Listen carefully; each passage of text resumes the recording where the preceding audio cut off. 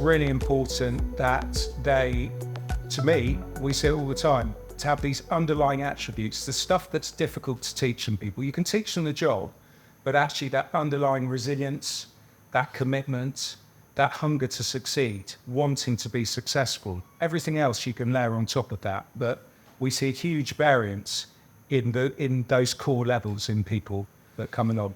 And have you noticed in the test you're currently doing, the caliber of people, is it the same? Is it different? Is it changing? What does that look like now? Yeah, it is changing. That now the market's different. What's interesting is we look at it inexperienced hires. We do a lot of rookie hiring.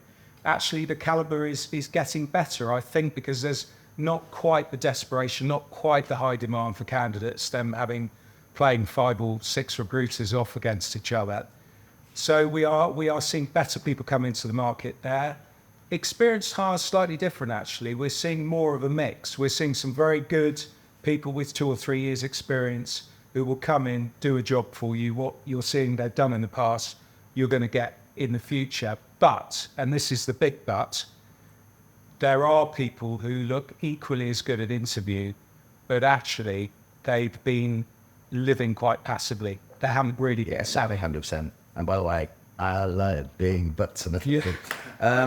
So in terms of red flags, when it comes to hiring experienced people, you could be paying a very serious basic salary, somebody who's lived off an account, as you say, or they were very good at that previous task of doing that admin role, but they haven't been doing any BD, proper BD, and their whole concept of cold calling, they just haven't practiced those skills. They haven't got muscle memory.